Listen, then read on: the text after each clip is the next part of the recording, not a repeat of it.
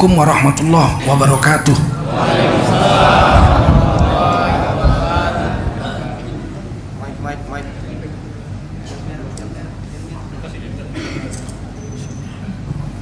Hamdan wa syukran lillah, wa salatan wa salaman ala rasulillah, wa ala alihi wa sahbihi wa mawalah. Allahumma salli ala Sayyidina wa maulana Muhammadin wa ala alihi wa sahbihi ajma'in. Amma ba'du, qala Allah ta'ala fi kitabihil aziz, a'udzu billahi minasy syaithanir rajim. Bismillahirrahmanirrahim. Wa nafsin wa ma sawwaha fa'alhamaha fujuraha wa taqwaha. Qad aflaha man zakkaha wa qad khaba man dassaha. Qala Rasulullah sallallahu alaihi wasallam, man kharaja fi talabil ilmi fahuwa fi sabilillahi hatta yarji. Baginda Rasul bersabda, siapa keluar untuk mendapatkan ilmu, orang itu adalah orang yang berjihad fi sabilillah sampai dia kembali ke tempatnya. Mudah-mudahan kita semua mendapatkan pahala jihad dari Allah SWT. Amin. Sadaqallahul azim wa sadaqa rasuluhun nabiyul karim, wa nahnu ala dzalika minasyahidin wasyakirin, walhamdulillahi rabbil alamin. Para ulama, tuan-tuan guru yang berhadir yang muliakan Allah SWT, khususnya ketua badan kenaziran masjid kita. Dulu saya kemari, masjid ini masih sangat sederhana sekali, sekitar 27 tahun yang lalu.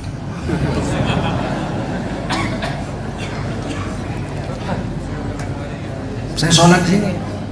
Saya tinggal rumah adik saya situ, Jalan Rasa Mala. Beliau BPKP waktu itu, pemeriksa keuangan, suami istri situ tinggal. Terus dia pindah Jakarta, tinggal situ adik saya sekarang Neneng dengan Eri, Jalan Rasa Mala. Nanti saya makan malam situ. Udah disediakan rendang salero basamo.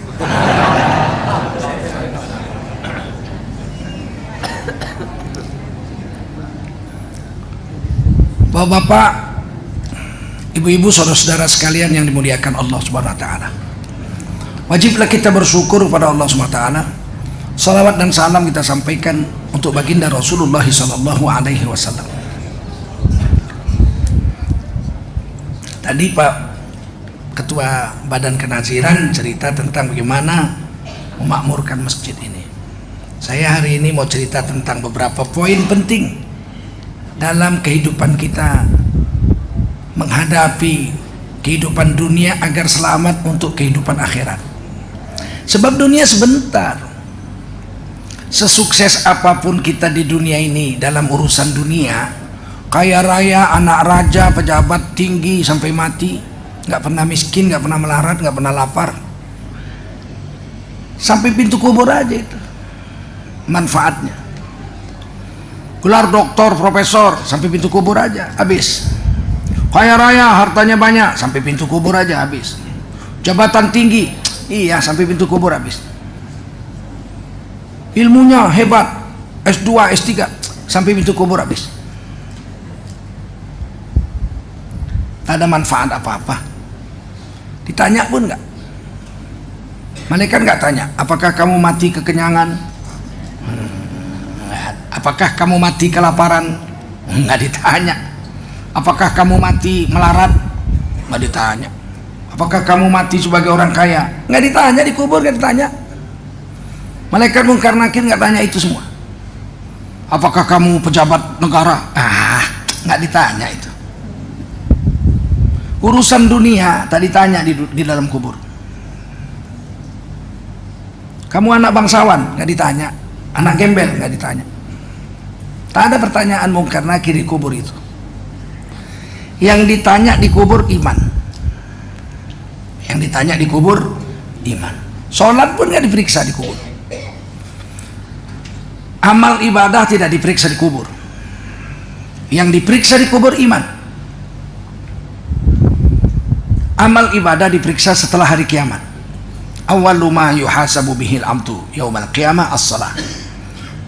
Amal ibadah seorang hamba yang mula-mula diperiksa setelah hari kiamat adalah sholat.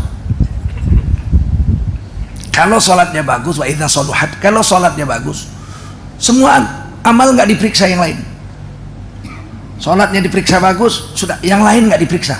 Puasanya, zakatnya aja nggak diperiksa, dah. Sholatnya bagus, masuk surga.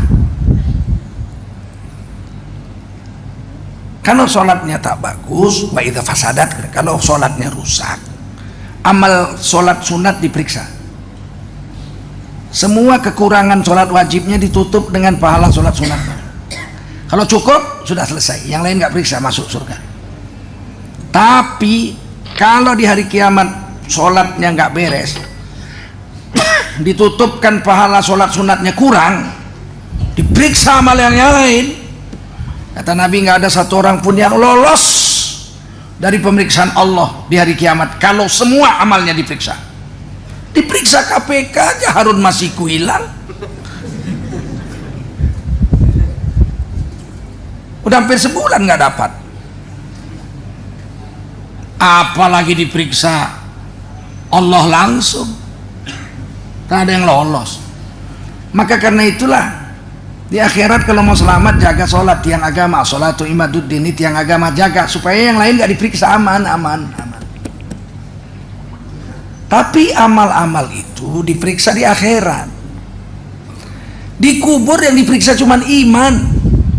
Man rabbuka, siapa Tuhan yang kau sembah? Iman. Jawabnya Rabbi Allah, yang kusembah hanya Tuhanku, hanya Allah, yang lain nggak ada. Ma imamuka, kitab suci apa jadi pegangan hidupmu? Al-Quranul Karim. Iman, rukun iman itu.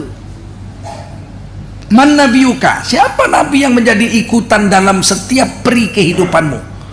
Cara sholatmu, cara puasamu, cara zakatmu, cara hajimu, caramu baca Quran, caramu makan, caramu tidur, caramu berumah tangga, caramu masuk WC, caramu masuk masjid, caramu pakai baju. Siapa yang menjadi idola kehidupanmu? Kalau Nabi Muhammad aman. Pertanyaan keempat, man ikhwanuka, siapa saudaramu? Siapa temanmu? Teman ditanya, Pak, siapa temanmu? Ahok, katanya. Oh siap kawannya.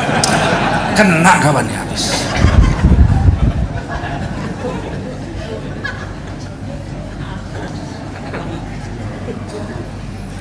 Yang diperiksa iman.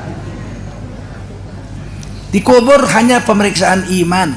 Kalau imannya beres, maka Allah lebarkanlah kuburannya seluas mata memandang. Masya Allah. Saya sering naik kapal terbang ke Riau, sering juga. Kalau musim asap, pilotnya mengatakan pesawat belum bisa berangkat karena di Pekanbaru sekarang asap tebal, jarak pandang hanya 200 meter, mana bisa terbang pesawat. Kadang-kadang delay sampai 2 jam 3 jam. Tapi kalau udara cerah, apa kata pilot? Saudara-saudara penumpang sekalian, kita akan terbang ke Jakarta memakan jarak menempuh waktu 1,3 ya 1 jam 30 menit dengan ketinggian 30.000 meter di atas permukaan, 30.000 kaki di atas permukaan laut, jarak pandang 10 km. Jarak pandang 10 km, terang betul itu.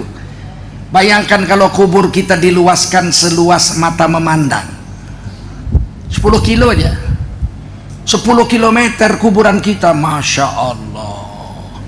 Rumah kita jadi di dunia RSSSSS. Rumah sangat sederhana sekali sehingga selonjor saja pun susah. Tapi kubur orang beriman seluas mata.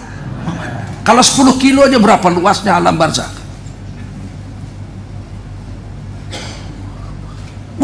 Bukan kuburan yang 1 kali 2 meter itu liang kubur menanamkan tubuh kita, ruh kita diletakkan di alam barzakh. Apa namanya? Alam barzakh. Barzakh itu dinding. 2 kali dalam Quran barzakh itu, surah Ar-Rahman dengan surah Al-Mu'minun. Barzakh, dinding. Al-Muluk. Cuman dinding barzakh itu bukan dinding kayak tembok masjid ini. Kalau dinding tembok masjid ini namanya sad. Apa namanya? Sad. Gak bisa tembus. Kita tembus benjol kepala kita. Wasawa'un alaihim a'anzartahum wa ja'alna min baini aidihim saddan wa min khalfihim saddan fa'arsaynahum fahum la yubsir. Nggak bisa lihat, nggak bisa tembus.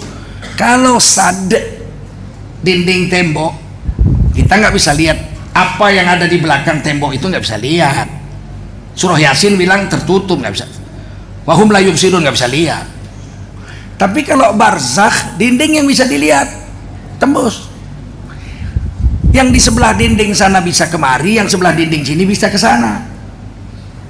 Di dalam Quran salah satu barzakh itu adalah garis air laut, pertemuan antara air tawar dengan air asin. Air sungai itu kan tawar tuh, buang ke laut, warnanya kan kekuning-kuningan itu. Nanti air laut yang asin biru, hijau atau biru. Pertemuan antara yang biru dengan yang coklat itu ada garis.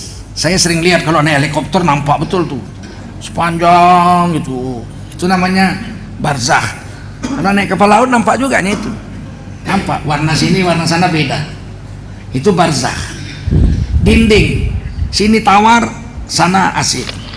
Tapi ikannya bisa terbang, bisa loncat-loncat. Ikan sini bisa ke sana, ikan sana bisa sini.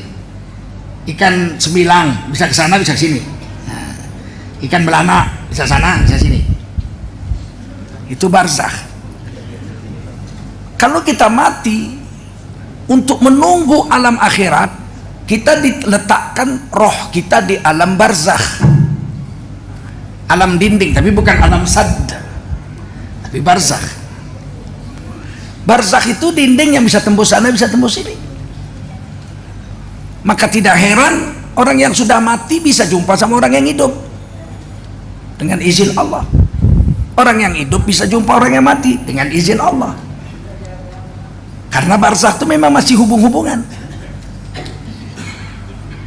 Siapa yang pernah jumpa orang mati waktu hidup? Nabi Muhammad. Waktu Isra Mi'raj jumpa Nabi Musa, jumpa Nabi Isa, jumpa Nabi Ibrahim, betul? Jumpa Nabi Adam, bicara-bicara.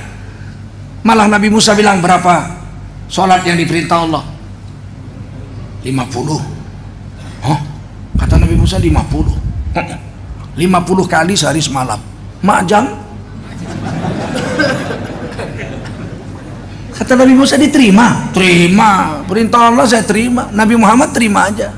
Aduh, ini hadis Muslim ini, bukan dongeng-dongeng ini. Ini kadang-kadang orang protes, menurut akal nggak mungkin Nabi Muhammad tawar-menawar perintah sholat sama Allah. Iyalah, menurut akalmu nggak masuk akal, tapi menurut hadis Muslim kejadian. Mau ikut akal, mau ikut hadis. Kata Nabi Musa, minta kurang, umatku aja tegap-tegap besar-besar disuruh sholat seminggu sekali, hari Sabtu aja. Jangan cari ikan hari Sabtu, sholat hari Sabtu sholat, jangan cari ikan. Jadi monyet cari ikan di hari Sabtu. Kata Allah, jangan, kata Nabi Musa, kau jangan hari Sabtu cari ikan, kalian hari Sabtu sholat. Banyak yang nggak sholat cari ikan, berkali-kali akhirnya dikutuk jadi monyet. Kunu qiradatan khashiin, jadilah kamu monyet yang hina. Umat Nabi Musa gara-gara nggak sholat seminggu sekali hari Sabtu, dilarang cari ikan, tetap cari ikan, jadi monyet. Yang nggak sholat tuh jadi monyet. Untung syariat Nabi Musa nggak kena ke kita. Kalau kena berapa banyak monyet bawa ojek nggak sholat Jumat.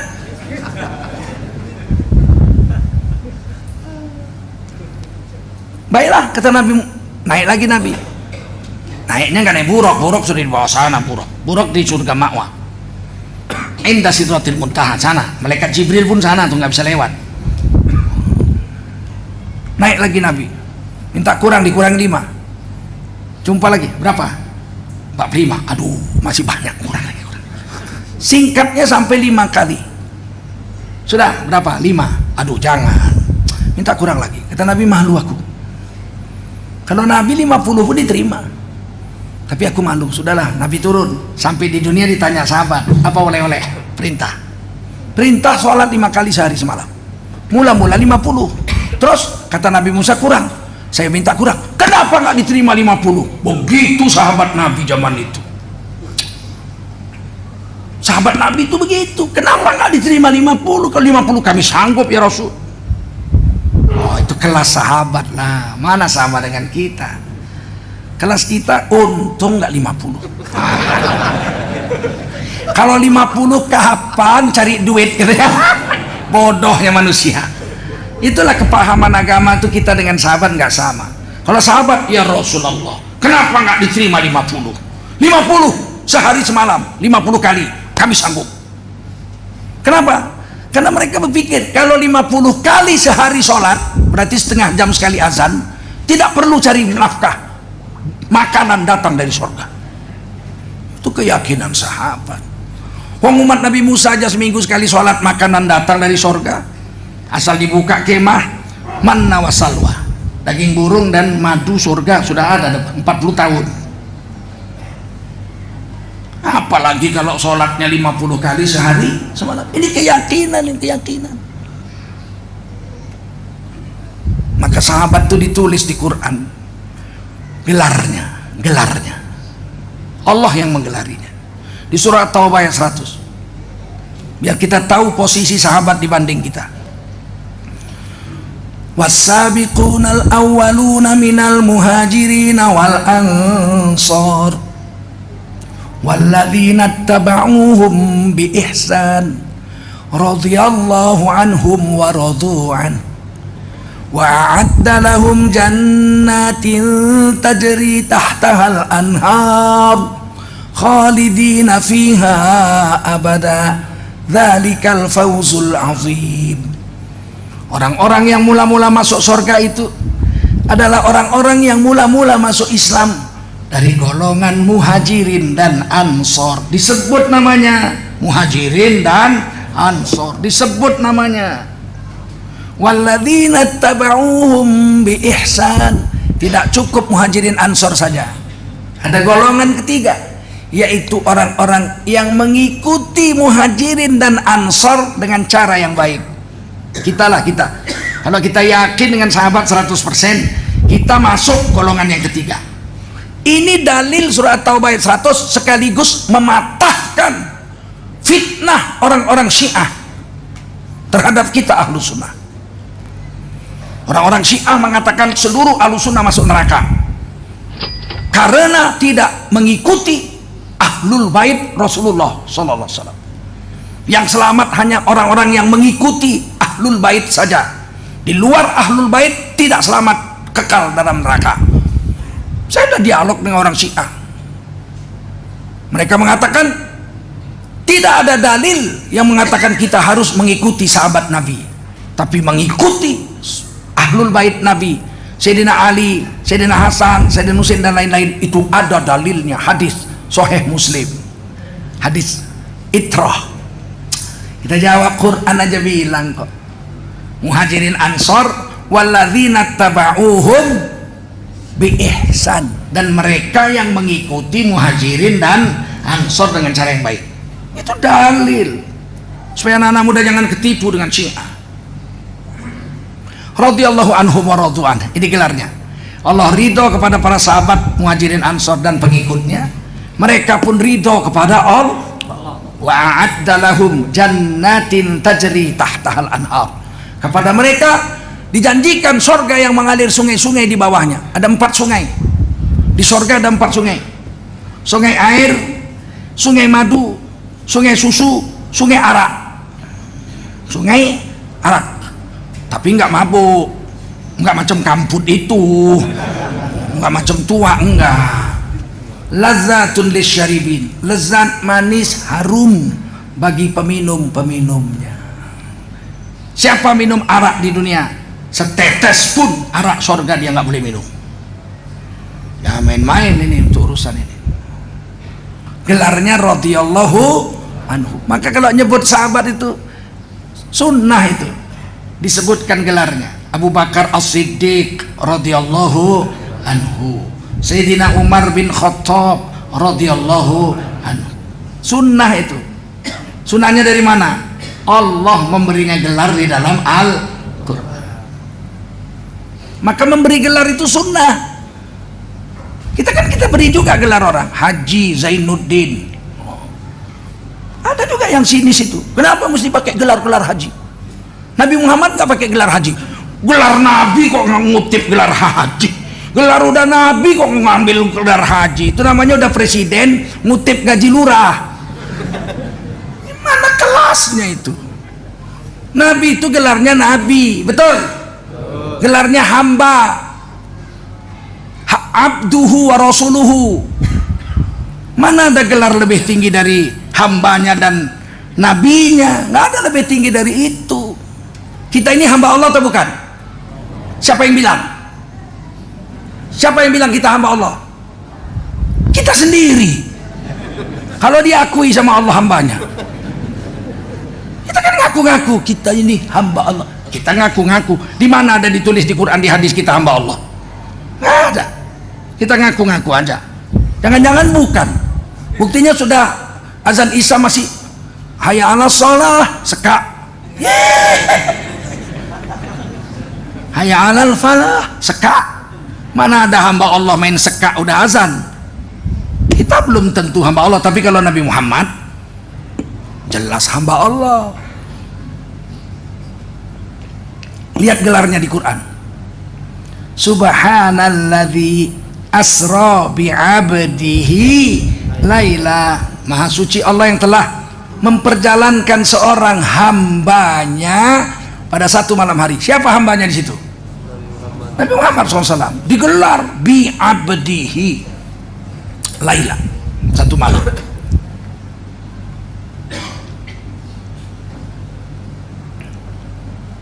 Kenapa Nabi Muhammad gak disebut namanya?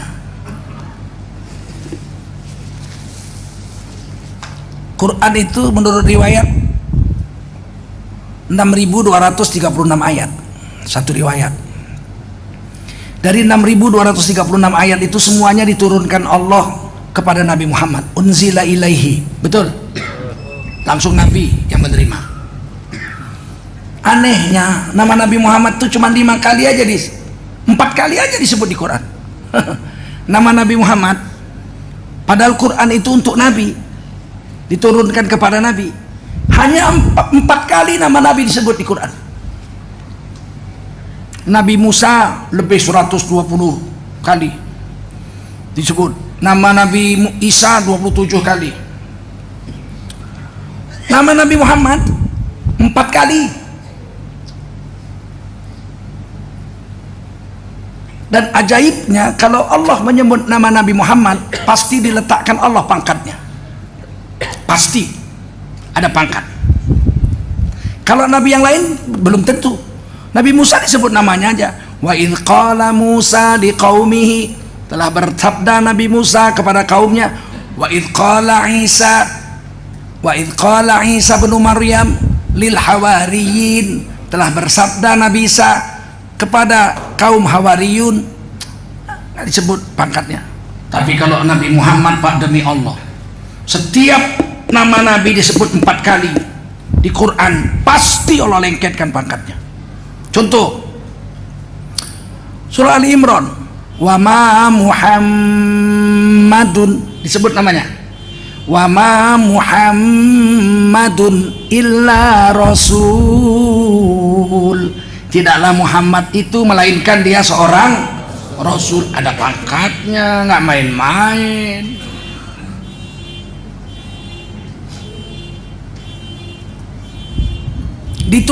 Ditulis lagi surah Al-Ahzab, nama Nabi disebut lagi, Muhammad SAW disebut.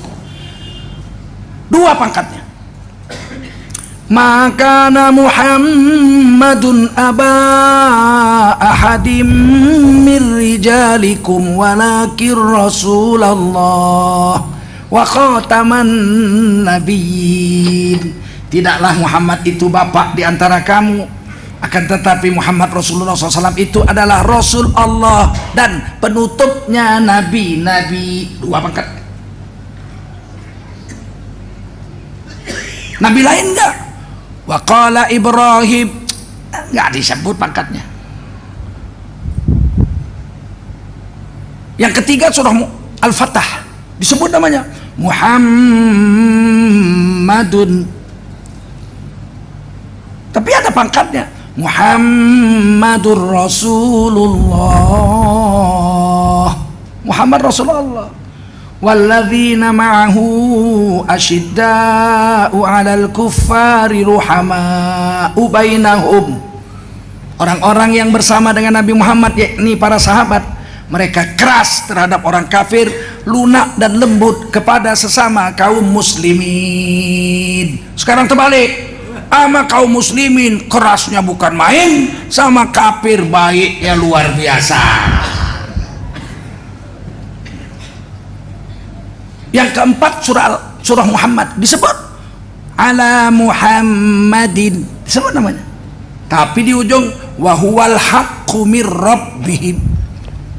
Nabi Muhammad itu, beliau diberi Quran al-haqqu mir rabb, itu Quran yang diberikan kepada Muhammad al-haqqu, paling betul, tidak ada melesetnya sedikit pun. Hari ini kita tak beradab, Allah aja beradab, manggil Nabi pakai pangkat, manggil sahabat pakai radhiyallahu. Kita manggil sahabat Nabi sama Abu Jahal sama. Baru jadi khotib Jumat, gelarnya pun SAG. Tahu SAG? Sarjana agama, bukan sarjana alam gaib, bukan. Khutbah di masjid berani manggil Nabi nggak pakai pangkat. Maka Muhammad pun hijrahlah dari Mekah ke Madinah, dikawani sama si Abu Bakar, dikejar-kejar sama Abu Jahal, sama dibikinnya. Sontoloyo betul ini orang. Muhammad berkata, Muhammad mana? Banyak Muhammad, ada tukang kambing, ada tukang cendol. Oh Muhammad Rasulullah, bilanglah Muhammad Rasul Allah, bilang, omong. Ini hari kita, Nabi kita sudahlah, kita sendiri nggak menyebut pangkatnya. Patutlah orang berani menghina Nabi kita hari ini. Kita sendiri nggak menghormatinya sebagaimana Allah menghormati Nabi kita. Berani orang bilang, weh soal Nabi gue biasa-biasa mawon. Ya neneng jambu nama kaya Nabi melu nyolong jambu barang. Kurang ajarnya ini orang. Nabi itu biasa-biasa. Kalau di Mekah ada jambu, pasti Nabi ikut mencuri jambu juga. Astagfirullah. Tengku Zulkarnain nggak pernah mencuri jambu seumur hidup. Apalagi Rasulullah Sallallahu Alaihi Wasallam. Tapi memang salah kita orang Islam menghina Nabi kita sendiri, merendahkan Nabi. Malah kita bilang memanggil Nabi pakai pangkat bid'ah. Siapa manggil Nabi pakai Sayyidina Muhammad, bid'ah, masuk neraka. Innalillahi wa inna ilaihi.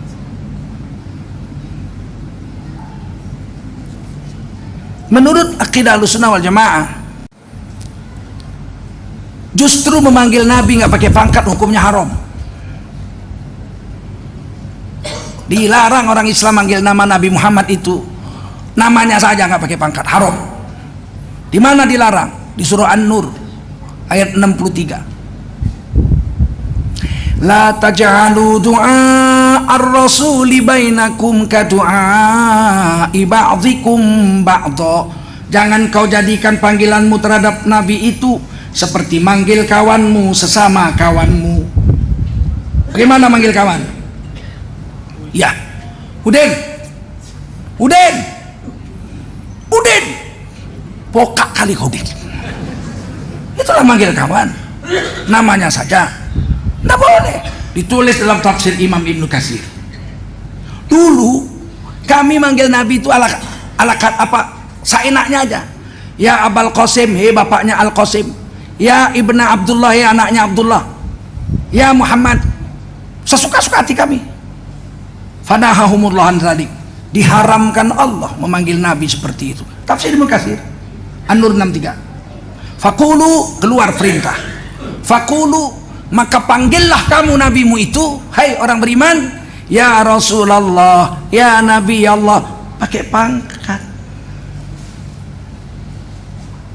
Panggil Nabi pakai pangkat, panggil sahabat pakai pangkat. Kenapa? Karena memanggil orang terhormat, memang mesti pangkatnya saja. Semakin terhormat dia, semakin tidak disebut namanya. Bapak-bapak hormat gak sama mertua? Hei, hormat gak sama mertua? Ibu, hormat gak sama mertua? Berani manggil namanya? Minah, sarapan dulu. Berani, coba tes. Wagimin, bangun, sarapan, nanti sakit perut, kumat mahmu. Berani? Kenapa nggak berani? Karena mertua kita wagimin. Kalau orang barat berani, kakeknya dipanggil George, how are you George, kakeknya. Coba, George, kalau nggak ditampar di mulut kita. Itu bedanya orang barat dengan orang Islam. Ternyata Nabi pun begitu, dipanggil Allah namanya, taruh pangkat. Kalau nggak ada namanya, pangkatnya saja lebih bagus. Subhanalladzi asra bi abdi laila, maha suci Allah yang telah memperjalankan seorang hambanya di satu malam hari.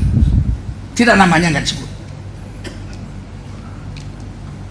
Kita ini kalau hormat sama orang memang panggil pangkat, Pak. Saya contoh, saya habis sholat subuh jalan pagi, disuruh dokter, seumur-umur saya ini disuruh olahraga paling bagus tuh jalan supaya sehat. Jumpa Pak Camat, dia rupanya dari sholat subuh di sana jalan, ketemu di jalan. Assalamualaikum Pak Camat. Waalaikumsalam Pak Ustadz. Ini sama-sama hormat nih. Jalan pagi Pak Camat. Iya, biar sehat kata dokter gitu. Oh, bersama. Pak Ustadz jalan juga. Oh iya, sama, saya kata dokter harus jalan pagi supaya sehat. Oh, selamat Pak Camat. Selamat Pak Ustadz. Assalamualaikum Pak Camat. Waalaikumsalam Pak Ustadz. Ini hormat, panggil pangkat. Coba kalau jumpa Camat, Sarimun, jalan pagi Mun. Iya Jul, katanya.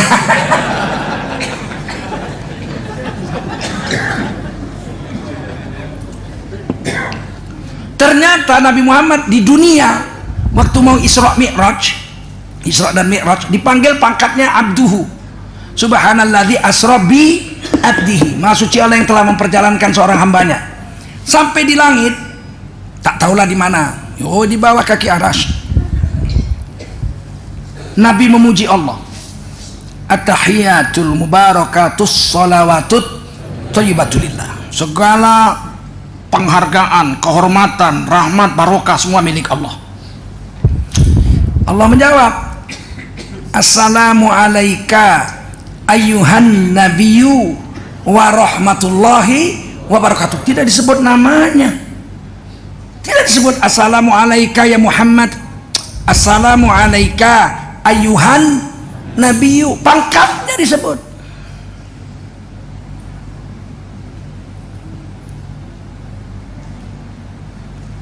Kenapa pangkatnya disebut? Karena Nabi Muhammad orang terhormat. Nah, kita lanjut. Bisakah orang yang di alam barzah jumpa sana sini? Bisa. Nabi Muhammad jumpa, betul nggak? Di dalam tafsir Al-Azhar. Nah, ini perlu dibuka nih kitab-kitab tafsir ulama kita. Jilid 2 halaman 15 di tempat saya. Lain buku, lain cetakan, lain halaman lah. Tapi ayatnya surah Ali Imran tentang mati. La tahsabannalladzina qutilu fi sabilillahi amwata. Jangan kau sangka orang yang mati di jalan Allah itu mati. Orang yang perang jihad di jalan Allah, jangan kau sangka mereka mati. Al ahya, sesungguhnya mereka hidup. Dalam surah Ali Imran, dalam surah Al-Baqarah, wala taqulu liman yuqtalu fi sabilillahi amwat. Jangan kau katakan orang yang mati membela agama, mati syahid itu mereka mati. Bal ahya, sesungguhnya mereka hidup. Paham? Walakin la tash'urun, tapi kamu nggak tahu bagaimana mereka hidupnya. Di dalam surah Ali Imran, mereka hidup yurzakun, diberi makan, farihina bima atahumullahu min fadli. Mereka diberi makan dan berbahagia dengan rezeki yang Allah beri di kuburnya. Buya Hamka menjelaskan satu kisah yang mengagetkan. Satu hari seorang bapak yang soleh sedang duduk-duduk di rumahnya. Tafsir Al-Hasan. Tiba-tiba datang anaknya yang sudah mati syahid berperang di jalan Allah beberapa tahun. Pulang anaknya. Assalamualaikum Pak. Ayahnya kaget. Kenapa pulang nak? Bukankah kamu sudah mati? Coba kalau kita, anak kita udah mati pulang. Kalau nggak loncat jendela kita. Ini kelas orang soleh. Ditanya bapaknya, kenapa pulang? Bukankah kau sudah mati? Kenapa pulang? Kata anaknya, benar bapak, saya sudah mati. Syahid membela agama. Tapi saya rindu kali sama bapak. Nggak tahan rindu. Hari ini Umar bin Abdul Aziz telah wafat. Maka beberapa malaikat diperintahkan Allah turun dari langit untuk ikut menyolatkan jenazah Umar bin Abdul Aziz radhiyallahu anhu. Dan beberapa penduduk kubur diperintahkan keluar dari alam barzakh turun juga ke bumi, ke dunia ini untuk ikut menyolatkan jenazah Umar bin Abdul Aziz radhiyallahu anhu. Dan saya anak bapak terpilih salah satunya untuk menyolatkan jenazah Umar bin Abdul Aziz dari alam barzakh. Hari ini kawan-kawan sudah pulang, sudah selesai sholat. Tapi saya minta kepada Allah, izinkan aku ya Allah jumpa bapakku sejenak. Diizinkan, maka aku pulang jumpa bapak. Berani bilang Buya Hamka sesat? Hei, berani? Ini saya hanya beritahu bahwa barzakh itu bisa tembus yang sana, bisa tembus yang sini. Kata Nabi dalam hadis Bukhari, jika kamu bermimpi jumpa dengan aku Rasulullah, itu pasti aku, karena setan tidak bisa menyamar jadi aku. Wah, berarti jumpa dong kita dengan orang yang di alam barzakh. Betul? Paling tidak lewat mimpi. Maka kalau kita ini nggak pernah mimpi orang soleh, bahaya kita. Berarti channel kita di bawah. Kan hidup ini macam channel. Macam nonton TV, cekik channel 1, TV One, cekik channel 2, TVRI, cekik nomor 3, terang dia, SCTV, cekik nomor 4, MNC, cekik nomor 5, Metro TV.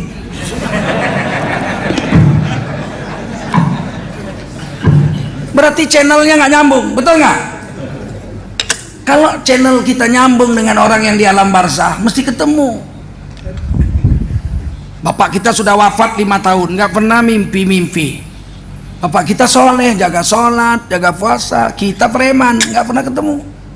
Tiba-tiba kita jumpa dakwah, ketemu, tobat, jaga sholat, jaga zikir, jaga puasa, naik rohani kita, sedikit. Tiba-tiba ketemu sama bapak kita dalam mimpi. Kau kemana aja kau? Kata bapak kita. Udah 5 tahun aku mati tak pernah muncul kau. Kemana aja kau? Maaf pak, aku biasa minum kamput aku pak. Sekarang baru tobat pak. Baik-baik kau, kata bapak kita. Perbaiki lagi, ngaji lagi, sholat lagi, pergi umroh, naik. Jumpa Imam Syafi'i. Jumpa Imam Syafi'i. Mimpi jumpa Imam Bukhari. Mimpi jumpa Imam Nawawi. Bagus. Naik lagi, perbaiki amal nutut. Mimpi jumpa Sayyidina Ali. Udah bagus lah itu. Tiba-tiba satu hari mimpi jumpa Rasulullah Muhammad sallallahu alaihi wasallam. Channelnya udah nyambung. Tapi kalau main perempuan, mabuk, mencuri, mimpi juga, tapi jumpanya apa? Trio macan. Satu channel. Itu barzakh. Oleh karena itu di dunia ini pak, bagus si iman, dikubur aman, dilebarkan seluas mata memandang kuburnya, diambil firash minal jannah, diambilkan karpet dari surga. Tak rela Allah tidur orang soleh di kuburan itu, di alam barzakh itu, tak rela Allah dia tidur di tanah atau di bumi barzakh. Diletakkan karpet firash minal jannah, diberi karpet dari surga, dibukakan pintu surga pagi dan petang, diciumkan harum surga itu pagi dan petang. dan diperlihatkan bidadari-bidadari berbaris melambai-lambaikan selendang hijau sambil menyanyikan lagu hiburan kepada sang ahli kubur itu. Masya Allah. Maka disebut kuburnya adalah taman daripada taman surga. Allahumma ja'al qabruhu raudhatan mir riyadhil jannah. Jadikan ya Allah, ini doa Rasulullah, jadikan ya Allah kuburnya taman daripada taman-taman surga. Jadi orang di alam barzakh itu ada yang hidupnya di taman surga, tidur di atas karpet dari surga, diciumkan harum suara, diperdengarkan nyanyian bidadari pagi dan petang, menghiburnya. Indak dape sama sobujang ya orang oi barana ampe dan nanti juo berarti yang mati orang Minang ini.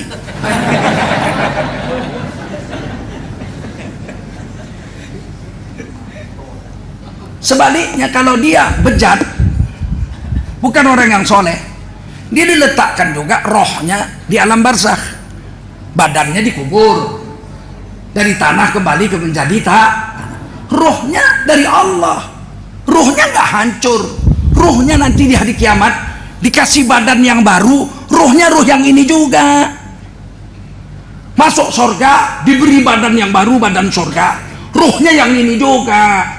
Kalau badan yang ini udah jadi tanah, paham?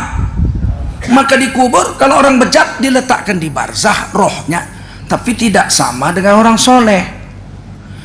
Orang soleh rohnya diletakkan di barzakh, nama tempatnya Illiyun. Apa namanya? Wa ma adraka ma Illiyun, kitabum marqum. Tahukah kamu Illiyun itu tempat yang pasti. Sedangkan orang bejat diletakkan di dalam sijjin. Wa ma adraka ma sijjin, kitabum marqum. Tahukah kamu sijjin? Sijjin itu tempat di alam barzakh untuk menampung roh-roh manusia yang bejat. Disiksanya di situ. Kalau orang soleh dikuburkan sebelah-sebelahan sama bandit, tempatnya sama, mana nikmat, tiap hari dia menjerit, wadah, minta pindah lah kita ya. Makanya walaupun kuburannya sebelah-sebelahan, itu cuman menanam badan, rohnya yang satu di Illiyun, yang satu di tidak jumpa. Di dalam kitab Tazkiratul Mauta karangan Imam Qurtubi, beliau juga mengarang tafsir Qurtubi fi Ahkamil Quran 20 jilid. Dikatakan setiap orang mukmin yang soleh mati diantar ke barzakh, penduduk barzakh yang lebih dulu mati menunggu di depan pintu gerbang. Ada pasien baru, ada pendatang baru. Zulkarnain, iya mati kau baru. Mari masuk. Teringatnya si Joko udah mati minggu lalu. Masa? Iya, nggak ada di sini. Wah, berarti di sana dia. Saya nggak ngarang, ini yang nulis hadisnya Tazkiratul Mauta Imam Qurtubi, bukan Tengku Zulkarnain ini yang bilang. Oleh karena itu kita harus hidup di dunia ini, dua yang kita persiapkan: iman yang bagus supaya kubur kita menjadi taman amal soleh yang bagus, amal yang soleh agar di timbangan amal di hari kiamat lolos dalam timbangan masuk ke surga. Dua ini, iman dan amal soleh, yang perlu kita persiapkan. Yang lain dapat syukur, nggak dapat sudah. Betul, dapat syukur, nggak dapat sudah. Kerjalah kamu untuk akhiratmu, seolah-olah kamu mati besok. Betul, seolah-olah kamu mati besok. Dan kerjalah kamu untuk duniamu, seolah-olah kamu hidup selama-lamanya. Baca hadis, bahasa terjemahan, nggak ngaji sama guru, sesat mengartikan hadis. Itu makanya kalau untuk dunia ini kita harus kerja keras, karena bakal hidup selama-lamanya. Kalau akhirat santai aja, mati besok. Rusak otaknya. Justru kalau akhirat mati besok, kita harus mati-matian, nggak ada waktu lagi. Betul? Hari ini terbalik, kita hidup untuk dunia seolah-olah kita hidup selama-lamanya. Karena itulah perlu banyak bekal. Aduh, dari mana ngajinya ini? Coba kalau kita malam ini keluar dari masjid, jumpa sama orang, ditangkapnya tangan kita. Assalamualaikum. Waalaikumsalam. Bapak siapa? Aku malaikat maut. Waduh, mak, mau ngapain? Mau ngasih tahu kau besok pagi jam 7 nyawamu ku ambil. Kira-kira sempat lagi nggak tidur sama bini? Sempat nggak? Kata bininya, bang ayolah bang, udah 2 minggu nih bang. Gila kau, besok jam 7 malaikat maut datang. Biarpun cantik bini, tak sur lagi awak, ya nggak? Kenapa mau mati besok? Makan bang, ini ada rendang salero basamo bang. Nggak salero lah ya boh. Besok mati, langsung ambil wudhu, sholat zikir. Karena seolah-olah mati besok. Tapi kalau dunia santai lah, kan mau hidup selama-lamanya. Nggak dapat hari ini besok, nggak dapat besok minggu depan, tak selesai minggu depan tahun depan, nggak selesai tahun depan 10 tahun lagi, nggak selesai 1000 tahun lagi. Kenapa rupanya orang kita hidup lama kok? Tapi begitulah kerja setan. Membaca hadis pun kita sesat, bayangin itu. Hadisnya soheh, pahamnya sesat. Sehingga hari ini orang mau menggadaikan akhiratnya demi dunia, karena dianggapnya dunia harus kaya supaya hidup bahagia. Sampai mau menggadaikan agama orang gara-gara dunia. Bismillahirrahmanirrahim. Saya ketua organisasi ini, saya adalah Anu bin Anu. Dengan ini mengucapkan selamat hari lahir anak Tuhan. Mengucapkan selamat hari lahir anak Tuhan, baca bismillah. Bismillahirrahmanirrahim. Dengan ini saya mengucapkan selamat hari lahir anak Tuhan. Supaya hukum mengucapkan selamat Tuhan lahir itu supaya jadi sunat muakkad, begitu. Pakai bismillah. Hah? Coba betapa rusaknya hari ini. Betapa rusaknya hari ini agama. Sudah jelas Allah bilang lam yalid walam yulad. Allah nggak beranak, Allah nggak diperanakkan. Diucapkannya selamat hari lahir anak Tuhan pakai bismillah.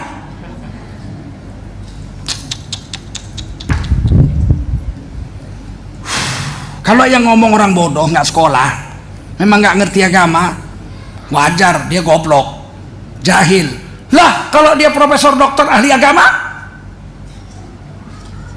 gimana?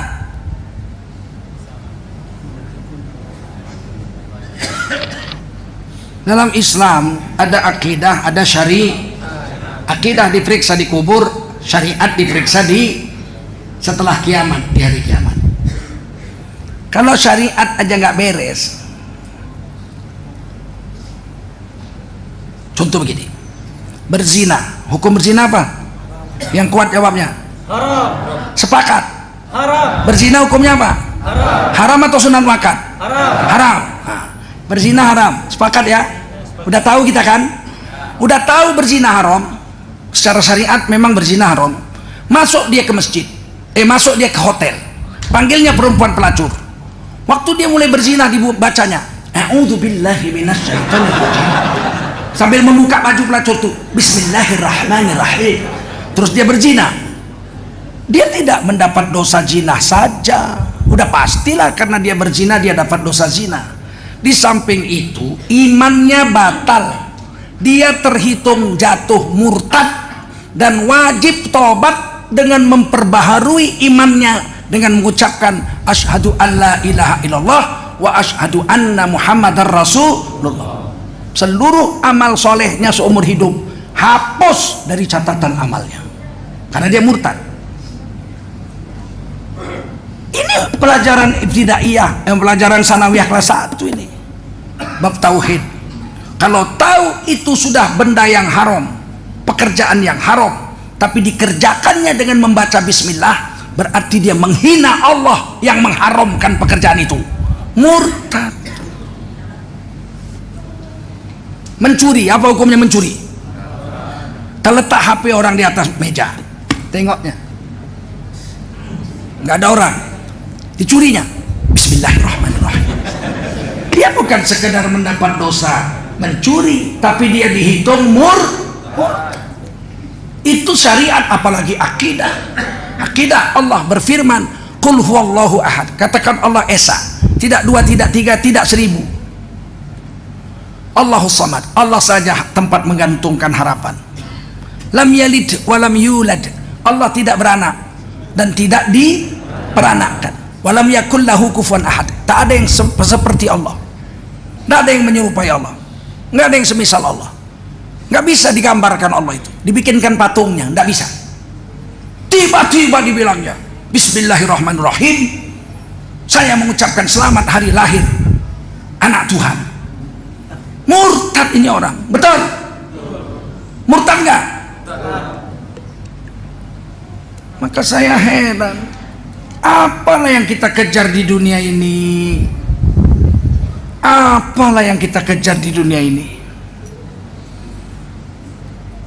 Kaya, Qarun lebih kaya, celaka dunia akhirat, kekal selama-lamanya dalam neraka. Tidak ada manusia yang lebih kaya dari Qarun. Saking kayanya Qarun, kunci lemarinya semua dari emas. 7 keledai nggak sanggup mengangkat kunci lemarinya, apalagi emasnya. Ditanam Allah, disedot masuk dalam tanah, sampai hari kiamat terkubur dengan harta dan diri si Qarun dalam tanah. Sampai sekarang kalau kita menggali sumur, dapat emas di tanah, dibilang dapat harta. Saking kayanya dapat harta Qarun, saking kayanya. Tapi Qarun tidak mulia, dia hina dunia akhirat. Di dunia dia hina, di akhirat pasti masuk neraka. Buktinya di dunia Qarun itu hina, tidak ada satu orang ibu pun, bu hamil, udah 9 bulan 7 hari, 3 hari lagi kata dokter melahirkan, sudah di scan dan dilihat anak saya laki-laki, masya Allah, udah disiapkan namanya, sudah, supaya hebat namanya Qarun, bocor ibunya itu. Tidak ada orang, karena hina Qarun, sehingga nggak ada orang mau memberi nama anaknya Qarun. Dan tidak ada orang kaya mau dipanggil Qarun. Siapa paling kaya di komplek Beringin Indah ini? Saya. Oh, berarti bapak lah Qarunnya di sini. Ditamparnya mulut kita. Menghina kau ya? Menghina. Memang Qarun itu hina. Fir'aun, kalau untuk dapat pangkat menggadaikan agama, yang paling tinggi pangkatnya Fir'aun lah, lahir jadi pangeran, mati jadi raja. Mana ada orang lebih hebat pangkatnya dari Fir'aun? Dia lahir pangeran, anak raja, dewasa jadi raja, seumur hidup lagi. Nggak ada pemilu-pemilu, kampanye-kampanye, 2 periode. Nada Fir'aun itu seumur hidup jadi raja. Nada dia pemilu-pemilu. Betul? Tapi dia hina. Dia nggak punya iman. Tak beriman pada Allah dan Nabi Musa. Hina dunia akhirat. Buktinya dia hina. Nggak ada seorang bapak mau ngasih nama anaknya Fir'aun. Dan kalau orang dipanggil Fir'aun marah. Saudara-saudara sekalian, berikut ini adalah kata sambutan dan pengarahan dari Fir'aun Republik Indonesia. Ditangkap itu protokolnya. Menghina kau ya? Jangan main-main. Terus apa yang kita kejar sih di dunia ini? Apa yang kita kejar di dunia ini?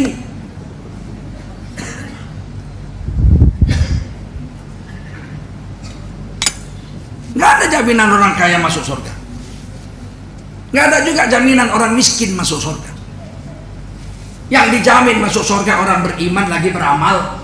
Wal 'ashr innal insana lafi khusr illa alladziina aamanu wa 'amilus shalihat wa tawashaw bil haqqi wa tawashaw bis sabr. Ada jaminan selain itu.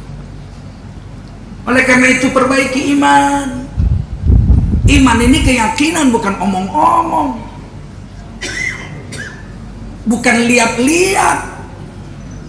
Iman ini keyakinan terwujud dengan amal. Betul.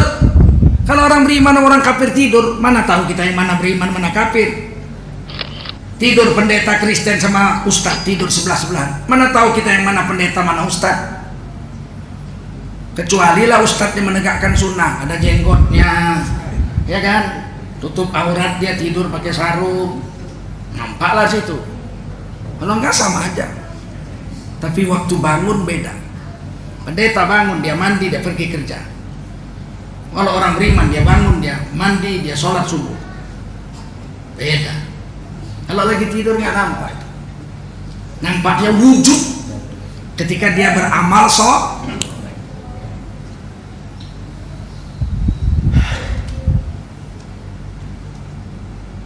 Bagaimana menaikkan iman? Kata orang menaikkan iman dengan mengaji, Pak. Banyak ilmu, insya Allah iman kuat. Nggak ada hubungan iman dengan ilmu. Tidak ada hubungan iman dengan ilmu. Berapa banyak orang berilmu mencuri? Betul? Betul. Yang bilang selamat hari lahir anak Tuhan orang berilmu. Nggak ada hubungan iman dengan ilmu. Iblis, siapa tidak mengakui iblis berilmu? Penghulu malaikat. Iblis itu penghulu malaikat sebelum malaikat Jibril, namanya Azazil. Apa namanya? Azazil. Waktu ditanya Allah, ya iblis, Allah tanya, mana aka antas juda bima khalaqtu biyadai? Apa yang menyebabkan kamu iblis enggan sujud kepada makhluk yang aku langsung menciptakannya dengan kodratku? Jangan dibilang dua tangan, nggak boleh. Memang di Quran, kenapa iblis kau nggak mau sujud dengan makhluk yang langsung kuciptakan dengan kedua tanganku? Bima khalaqtu biyadai, dengan kedua tanganku. Tapi jangan dibilang Tuhan tangannya dua. Ini kalau tangan di sini diterjemahkan oleh ahlus sunnah biqudrati, dengan kodratku, dengan iradahku. Kenapa ditakwil? Karena ada Quran ayat lain yang mengatakan mencipta itu dengan iradah. Innama amruhu idza arada syai'an ayyaqula lahu kun. Kalau Allah beriradah mau menciptakan sesuatu, Allah tinggal perintah jadi. Nggak perlu tanah diambil sama Tuhan pakai dua tangannya, bikin Nabi Adam macam istri kita bikin roti jala itu. Nggak perlu Allah menciptakan tuh pakai begini-begini. Idza arada syai'an ayyaqula lahu kun fayakun. Kita lanjut. Kenapa kau nggak mau sujud dengan makhluk yang kuciptakan langsung dengan kekuasaanku? Apa kata iblis? Ana khairum minhu. Keluar ilmunya. Aku lebih baik dari Adam. Khalaqtani min nar. Kau ciptakan aku dari api. Tahu dia diciptakan dari apa? Wa khalaqtahu min tin. Kau ciptakan Nabi Adam dari tanah. Dia tahu dari apa dia diciptakan. Bukan orang bodoh iblis. Tapi dilawannya Allah dengan ilmunya. Disuruh sujud, isjudu li Adam, sujud kamu semua sama Nabi Adam. Malaikat termasuk iblis. Fasajadu, semua malaikat sujud. Illa iblis, kecuali iblis. Aba wastakbar, congkak dan sombong iblis, menolak sujud. Wa kana minal kafirin. Jadilah iblis makhluk yang kafir. Dengan ilmunya dilawannya Allah. Berapa banyak orang berilmu melawan Allah? Jangan Bapak Ibu pikir orang melakukan kemaksiatan, kejahatan karena tidak berilmu. Jangan. Ditangkap Satpol PP, perempuan-perempuan pelacur di pinggir jalan. Bawa kantor Satpol PP. Kumpul KTP. Namanya Aryati, Aminah, Fatimah. Innalillahi. Satpol PP marah besar. Ini KTP-mu namanya ini? Iya. Kamu orang Islam? Islam om. Kamu Islam? bapakku sudah 3 kali nih haji om. Kenapa kau jadi pelacur? Gimana lah, kepepet om. Apa hukumnya melacur? Gila om, ya haram lah, masa sunat muakkad. Ternyata dia berilmu, betul, tapi dilanggarnya. Kenapa? Karena imannya lemah. Imannya lemah, kalah dengan nafsunya, sehingga dilanggarnya lah aturan Allah. Kalah imannya, perang melawan nafsu, diikutinya nafsu, ditinggalkannya iman.